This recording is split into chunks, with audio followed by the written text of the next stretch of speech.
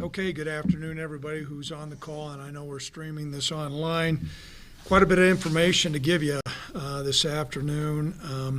First and foremost, going to start out and make a statement about Brent Vigen. It's been a joy to work with Brent for the last 18 years. He's grown. This is an exciting time for him, for his family, Molly, and he's really going to do a great job at Montana State. The Bobcats are going to really see what kind of coach he is. And there's always a transition going from an offensive coordinator to a head coach or a defensive coordinator or a position coach. And Brent is well capable. This is a venture that he and I have talked about. We knew this day was coming. And he's a remarkable football coach, so we want to wish he and the Bobcat Nation the very best, with the exception of one game next year. To say that his presence leaving is something that will be easily replaced is, that's not an accurate statement at all. I mean, his presence here with Wyoming football was significant, and that chasm is a pretty wide chasm, and so a big challenge, but certainly, we're excited about the opportunity as our coaching staff, and we move forward as an offense. So I want to make a closing comment that Brent Vigen's the best.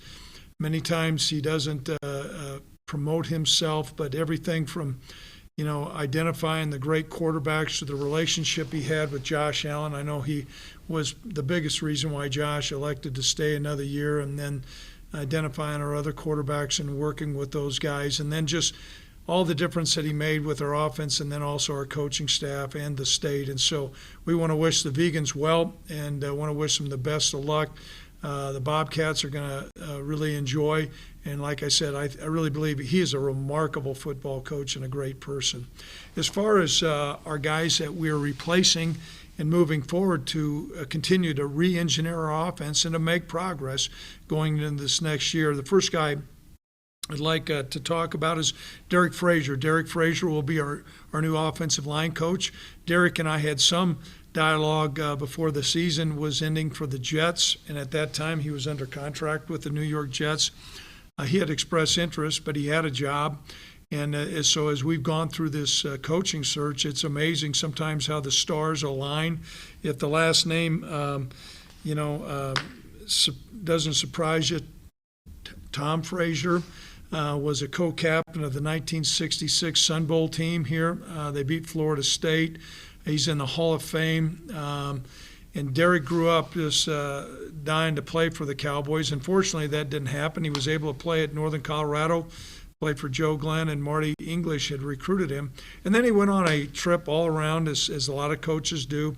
He spent a lot of years at Fresno State working for Pat Hill, a former coach that I really respect, that was one of the top offensive line coaches in the country. And so we know that Derek really sat under a guy, I think, for about 8 years out there at Fresno, and picked up some great traits. He then moved on to Colorado State. He and Coach English were there, and so we've had an opportunity to coach against him. And then he was at Central Michigan when we played him in the Potato Bowl, and then he went off to the Jets. And he and his family are really excited about joining us. He'll do a phenomenal job coaching our offensive line. We're in transition. Our offensive linemen have been working out in the weight rooms. We're not able to meet with them positionally right now, and that's going to occur later on as we go through the spring. And so there'll be plenty of time. And so Derek will be arriving, at the tail end of this week, and we're looking forward to having Derek join the Cowboys. The next person I'd like to talk about is Tim Polasek. Tim will be our new offensive coordinator and quarterback coach. Tim and I go back way, way back. He's come from the University of Iowa. He's, I believe, coached the offensive line there for the last 4 years.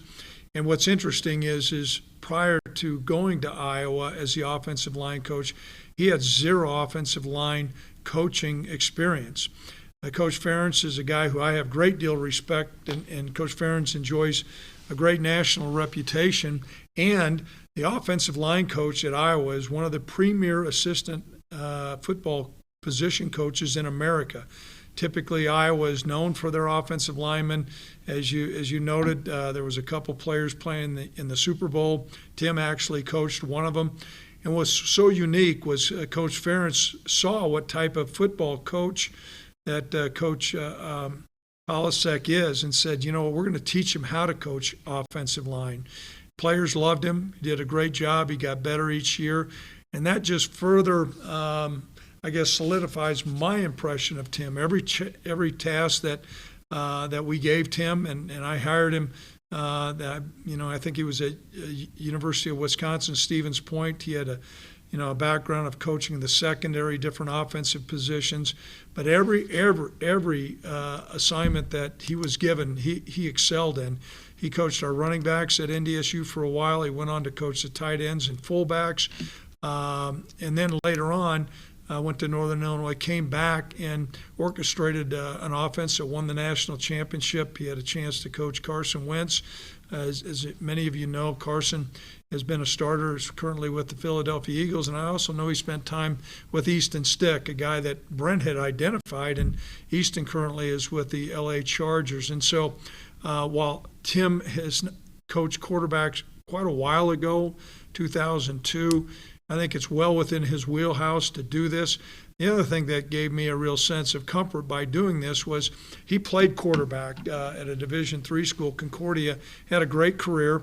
It was always interesting, when I was working with Tim at NDSU, if there were a couple pro scouts that would come by, all of a sudden I would see Tim light his arm up. I think he had dreams of playing for the Packers and replacing Brett Favre, which never happened. But nonetheless, Tim was an excellent quarterback, and I've seen his teaching progression, his enthusiasm. And so those two men are going to come in and join the other coaches that we have that are working on offense, and we're rolling up our sleeves to move Cowboy football forward. And so want to wish Coach Vigen the best. Excited about having Derek and excited about having Coach Polasek join us. And so at this time, I'm going to open up to questions people may have. I think, Michael, you're up. Hey, Craig, can you hear me this time? I got you. I can hear you now.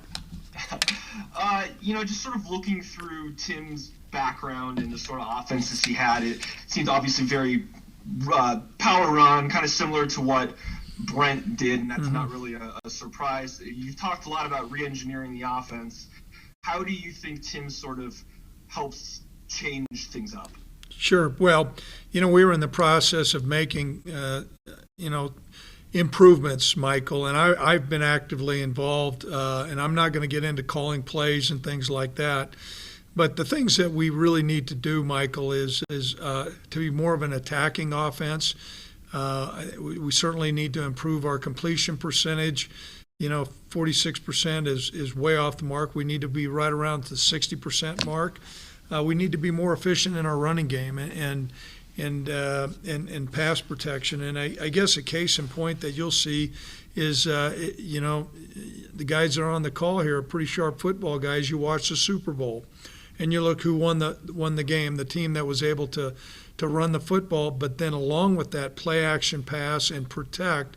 And what that allowed Tampa Bay to do, they had they always had those safeties spinning down, and so there was holes that Tom Brady, now obviously he had some weapons and he's an excellent quarterback, but Tom Brady's on the back end. We anticipate being able to do more things like that. We will be a run-first football team, but we cannot be 3 yards in a cloud of dust and punt. That's just not going to allow us to win. And so you'll see some things. I can't go into all the details of everything we'll do, but I thought we would be missing the mark if we said, okay, we're just going to can everything we were doing, getting 4 wide outs, go to empty backfield, just start throwing and abandoning a lot of the framework. We got to get better at what we're doing, tweak things that we're doing, and be more explosive and penetrating on offense. Davis. So Craig, how do you expect Tim specifically to maybe help with the quarterback development and some of the intricacies of the passing game specifically? Well, anytime you have a chance for a change, that can go one way or the other. Brent has enjoyed a great relationship with the quarterbacks and vice versa. But it gives us an opportunity to have a new guy in the room. I think that there's things that we need to, we need to find out what Sean can really do. Now, Sean's going to be another year older, even though he hasn't played a lot. He only played 3 plays last year. That's going to benefit him, or Levi, or some of the other guys. And we just need to be more effective and make more effective strikes. I do think, Davis, along with that, though, you got to have weapons to go to. I think we will have more productive weapons on offense than what we've had probably since the year 16. And we had some great weapons there, and a lot of those guys are playing in the NFL. And so beyond what the quarterbacks can do, it also comes down to identifying who our playmakers are. And I think you guys know who a lot of those playmakers are. We need to figure out a way to be more productive, getting them the ball, and then getting our quarterback in a rhythm. I thought this last year, we tried to find our way so much. We had one healthy quarterback, and that made us jerry-rig some things on offense. And that's just not a good place to be. We'll have tempo and timing to be able to run the ball, play action pass, drop back pass, short mini field game in the passing game, and then strikes downfield. Cody, you're up. Greg, what made you believe in Tim all the way back in 2006? I read a story yesterday. He was chopping wood because he worked in middle of nowhere, Wisconsin, and had to have another job. What made you believe in that guy? Well, I think a lot of it beyond a talent, an intense desire to be a great football coach. When we hired Tim, a story goes he didn't have enough money even to get to Fargo. I didn't know any of this. He loved to play golf. He's a single guy and took his driver down to the Golf Pro and sold it for maybe I think $150. So he had enough gas money, drove to Fargo, slept on the floor of the Fargo Dome for a while till the maintenance people kicked him out, and just was a football nut, was always upstairs, always looking to grow. I saw how he had a great teaching progression. He was able to break things down and then articulate that and relate it to players. Certainly saw his passion.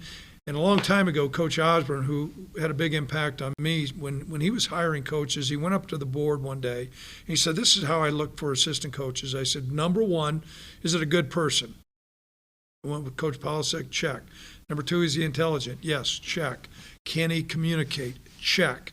And then the fourth thing was his position skill. And his thoughts, if you have those other three, they're going to learn how to coach a position. However, I do think the quarterback position is so unique that a player to be a coach to be able to relate to a player can understand all the nuances and all the challenges a quarterback goes through. But now you book that with his extensive experience as an offensive line coach, and arguably Coach Ferentz I was known for offensive line, so he has 4 years of experience with the offensive line and building that back to coaching, the running backs, wide receivers, tight ends, and all those things kind of put a capstone on it, and that's why, I was sold on him.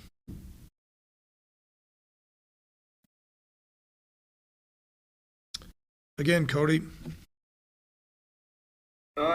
Marty English obviously goes way back with Derek Frazier. Yep. How influential was he in this hiring, if at all? I think he was a great conduit. It was one of those things that those guys begin to talk offline, how Wyoming football is, what the word culture that you hear so much, what it's like here. I think Marty recruited him and then coached with him, and so their connection was deep. It gave me a real sense of confidence, saying, okay, Marty and I have been working together this last year. What kind of guy is he? The good, bad, the ugly? Does he, all those things.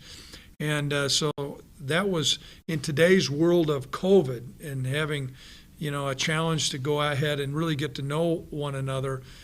Marty English provided a great conduit for me, and I'm sure for Derek as well. Yes, Michael.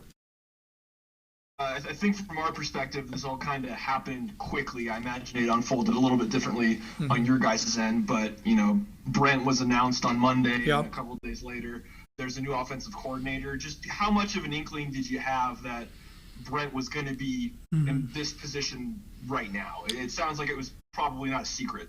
You know what? I know that Montana State had reached out to Brent. They had an initial conversation. Without question, and we wanted what's best for Brent. For us, in a perfect world, for him to stay here would have been everything selfish on our part. But I could see the things in my mind what Montana State was going to look for, and not to say that I have a great deal of understanding of FCS football, but a lot of experience, and so does Brent. And so it was going to be hard for me not to see him being the guy that was going to be their head coach. So, my mind began to put between point A and point B, what direction do we go? Where are we setting with the offensive line? What kind of coordinator are we going to need to have? What kind of guys are going to be interested in this position? And we fielded quite a bit of interest.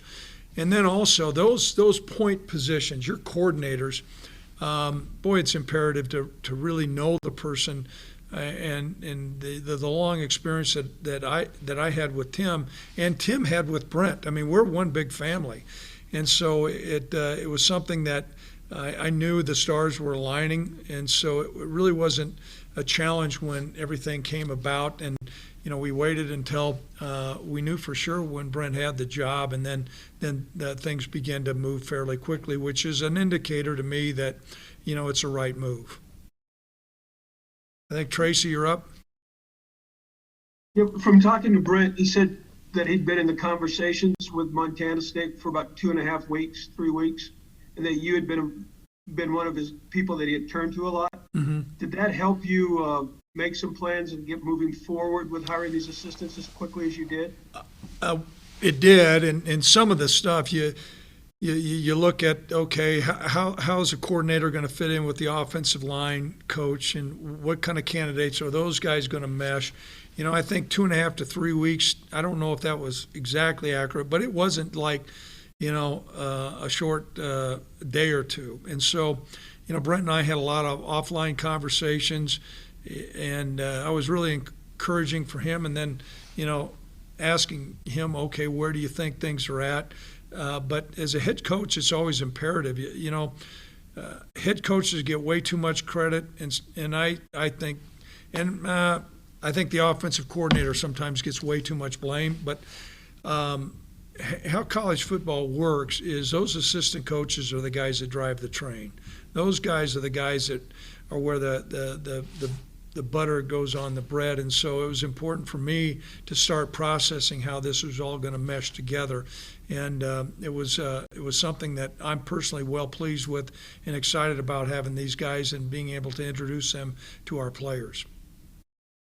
Michael? Is there any, I don't know if worry is the right term, but do you anticipate Brent poaching any of your current staff? Well, Brent and I had a conversation about that, and, we were very transparent. There's a great deal of trust. And, at this time, Brent's going to need to hire. He's going to hire. There hasn't been any contact with our current staff. I do know his offensive coordinator had worked with us a couple of years ago, but at this time I don't believe that's going to happen. But we always encourage our coaches to pursue any opportunity that they feel like is out there for them. But he had mentioned to me he was, I think he's got a pretty good Rolodex on what guys he's looking for, and at this time anyhow, there's not a lot of interest in any of our guys. Davis, yes. Greg, Tim's 3 years as the OC at NDSU actually came when you were already here at Wyoming. I'm curious, did you go back watching the film of those seasons when he was OC, and what were your impressions of maybe some of the play calling you did from him? Yeah, you know what? I watched several of the games, and then also you book that with his experience, and this cannot be undersold. I mean, Brian Ferentz at Iowa spent a lot of time with the Patriots, and Belichick and the rest of the offensive guys were there, and so I bookend both things there. I thought he was a play caller who certainly knew where the strengths were, and you need to leverage your strength as an offensive coordinator. I thought he was predictably unpredictable. I mean, he spread the ball around, which I think we need to do, utilizing your players, which they needed to do, and so. There was a real comfort that he's called the plays. He's called the plays in really, really challenging situations. And then also, I think just his experience, he and I spent some time on the phone, just some of the things that, he learned while he was at Iowa is certainly going to supplement that. But I can tell you this is probably one of the biggest calls in my coaching profession was a fake punt call that Tim called. It was our first national championship. We were down. It was the first play of the first series of the second half.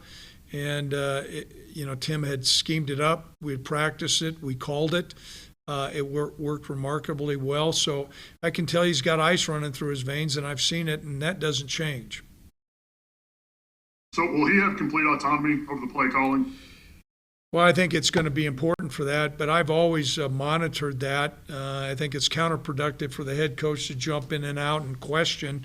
But I can see my role being very similar to where we were at before. I'll certainly be involved in meetings and viewing practice tape, going through the game plan. But I think it's really counterproductive for a head coach to jump in the middle. It's that jerry rigs thing. So right now, not right now, but he'll be our play caller. I'll monitor it, and then we'll talk offline in between series. Cody. Craig, are you shocked at all that with the success that Brent had and recruiting Carson and obviously mentoring Josh Allen, are you shocked that he was even with you for 18 years? Well, I think a lot of it was a comfort zone. There was a time, and he was approached by several people in the first couple of years here about being head coach, and I'm not going to go into what universities. But he was very comfortable being the offensive coordinator and didn't want to, take on or change his role into a head coach's role. And then what began to happen, he and I spent a lot of time outside of this facilities and this arena and talked about who he was, where he wanted to go professionally. And he began to have a desire to become a head coach. And so there are certain opportunities that weren't right, and that probably prolonged his time. Certainly his time as a coordinator was really, really instrumental and helpful for us. But this was the right time. And so I'm just going to count it as a joy, the 18 years that we had together. And he'll be sorely missed. But it's going to be fun talking to him now as a colleague, as a head coach. But it did not surprise me because I think he was really comfortable who he was, and he knows when to make a move.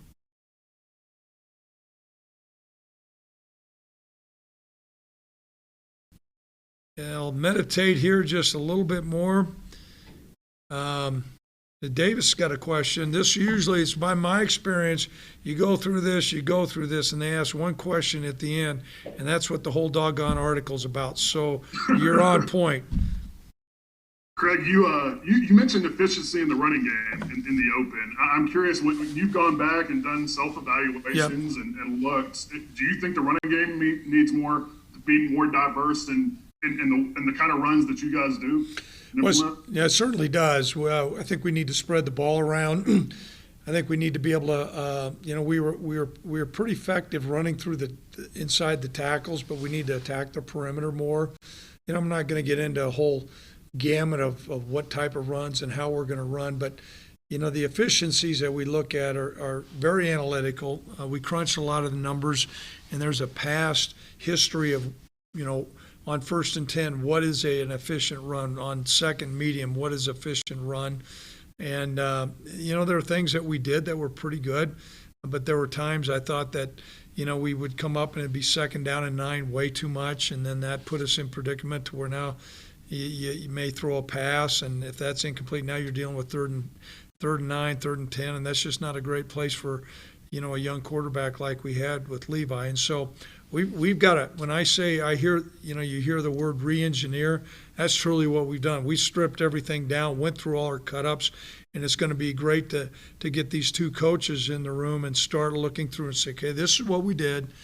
What are you guys bringing to the table? How do those two things marry up? Cody. Craig, I know you said Iowa's known for their offensive linemen, which they most certainly are, but they're also known for their tight ends. Mm-hmm. Does that excite you to get those guys in the fold a little more, especially with being possibly some more high percentage passes for your young guys? Well, beyond high percentage passes, I think we have some tight ends that can go stretch the field vertically and get out in space and work, maybe man-to-man against safety, or do some things against, certainly some zone and linebackers. And so these are all things both Derek and Tim are going to bring that we need to look at. Now, we've got to do things that we don't need a whole listing of 250 plays on a Rolodex and go into a game and think we have somebody like Tom Brady that's going to manage those. But we need to, like I said, re-engineer, look at what players we have that I believe and that we believe, can really, really dominate in our league. And I think we have some weapons on offense going into this next year. Get the ball to them in those certain situations. And certainly both Tim and Derek's experience is going to be something we'll leverage.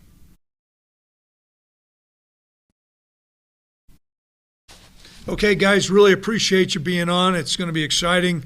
There's going to be quite a bit of time before we start spring football.